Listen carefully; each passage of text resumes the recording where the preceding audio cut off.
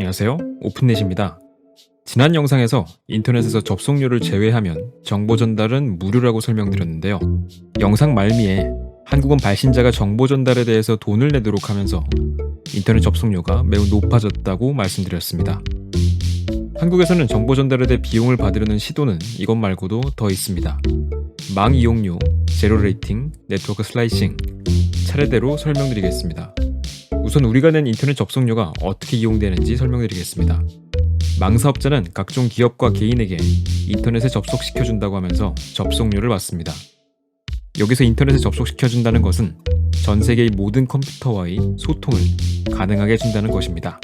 그런데 한국의 망사업자는 전 세계의 컴퓨터와 연결되어 있지 않습니다.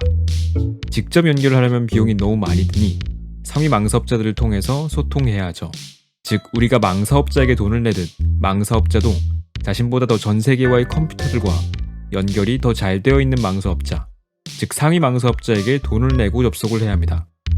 그 상위 망사업자도 그 스스로 전 세계 컴퓨터들과의 직접 연결은 되어 있지 않으므로 역시 최상위 망사업자에게 접속료를 냅니다.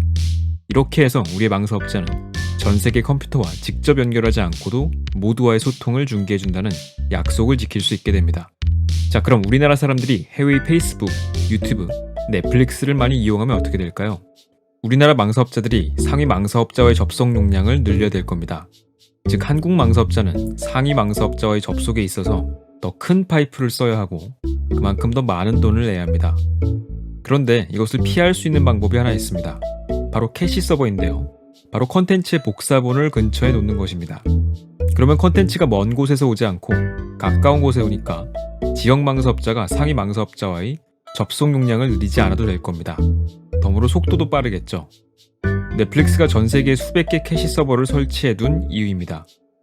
특히 우리나라는 언어 장벽 때문에 평소 자주 쓰는 컨텐츠가 정해져 있으니 캐시 서버의 효과가 매우 큽니다. 예를 들어 한국인들의 페이스북 계정은 주로 한국인들만 보니까 캐시 서버가 있으면 태평양 너머 있는 본 서버까지 다녀오는 것보다 비용을 엄청나게 아낄 수 있습니다. 이 혜택 때문에 국내 망사업자들은 자발적으로 돈을 안 받고 해외 콘텐츠 캐시 서버를 유치했었습니다. 그런데 발신자 종량제 때문에 망사업자들이 인기 있는 콘텐츠 호스팅에 재정적 부담을 느끼기 시작합니다. 그래서 국내 콘텐츠 서버에는 높은 접속료를 받기 시작하고 또 해외 콘텐츠 캐시 서버에도 원래 받지 않던 접속료를 지불하라고 요청했죠. SK 브로드밴드가 넷플릭스에, KT가 역시 페이스북에 그런 요청을 하고 넷플릭스와 페이스북은 망사업자들을 위한 캐시 서버가 싫다면 원래 루트대로 하자고 하였습니다. 여기에 정부가 끼어들어 한 번 장착한 캐시 서버를 떼어내서 이용자 속도가 느려지면 콘텐츠 제공자 잘못이라면서 소위 망 이용료 논쟁이 벌어졌습니다.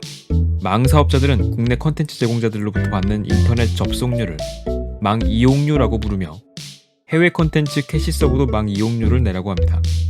그런데 지난번 영상에서도 말씀드렸듯 국내 망사업자가 국내 콘텐츠 사업자들에게 파는 것은 전 세계 컴퓨터와의 소통 가능성입니다.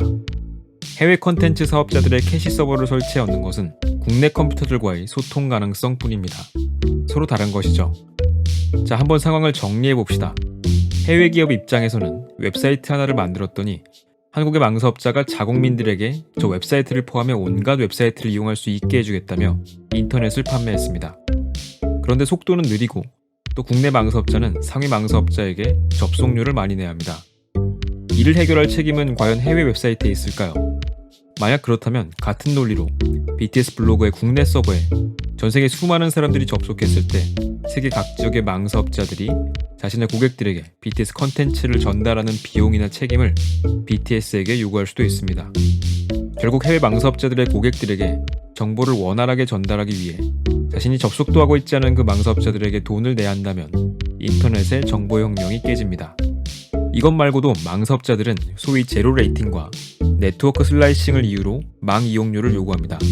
제로 레이팅은 통신사가 특정 콘텐츠에 대해 이용자 쪽의 모바일 데이터 사용 요금을 면제해주는 것을 말합니다. 콘텐츠 제공자로부터 받는 인터넷 접속료가 아니고 엔드 유저, 즉 일반 사용자의 접속료 부담을 덜어주겠다는 것이죠. 모바일 이용자 입장에서는 돈을 아끼니 좋아 보입니다. 문제는 망사업자가 콘텐츠 제공자 돈을 받고 그 콘텐츠를 제로 레이팅하면 정보 전달료를 내는 것과 마찬가지가 된다는 것입니다. 제로 레이팅이 되면 이용자들이 자신의 요금을 아끼기 위해 더 많이 쓸 것이고 결국 그 컨텐츠는 다른 컨텐츠보다 모바일 이용자들에게 더 잘 전달될 것이기 때문입니다. SKT가 자회사 11번가를 제로 레이팅해서 순식간에 온라인 쇼핑의 강자가 된 것이 그런 사례입니다. 결국 다른 콘텐츠들도 이용자로 원활하게 전달하기 위해 돈을 내야 한다면 인터넷의 정보 혁명이 무너지게 됩니다. 네트워크 슬라이싱은 하나의 네트워크를 여러 개의 가상 네트워크로 분리한 후 각 서비스에 특화된 전용 네트워크를 제공해주는 기술입니다. 쉽게 말해서 도로의 차선을 여러 개로 나눈 후 버스 전용 차선처럼 혼잡이 없는 차선을 만들되 비용을 더 지불한 콘텐츠 업체들만이 이 차선을 이용할 수 있게 만드는 겁니다.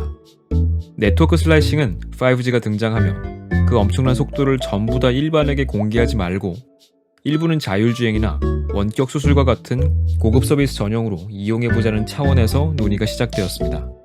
자율주행이나 원격 수술은 대용량의 안정적인 연결이 있으면 더 좋겠죠.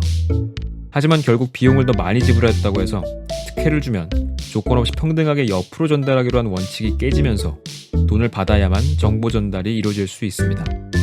특히 전용 차선이 생길수록 일반 차선에는 트래픽이 몰려 더 혼잡해지겠죠.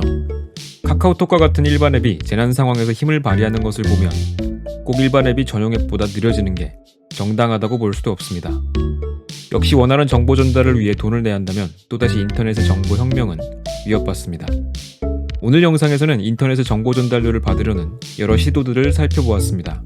오픈넷의 망중립성 3부작 영상을 시청해주셔서 감사합니다.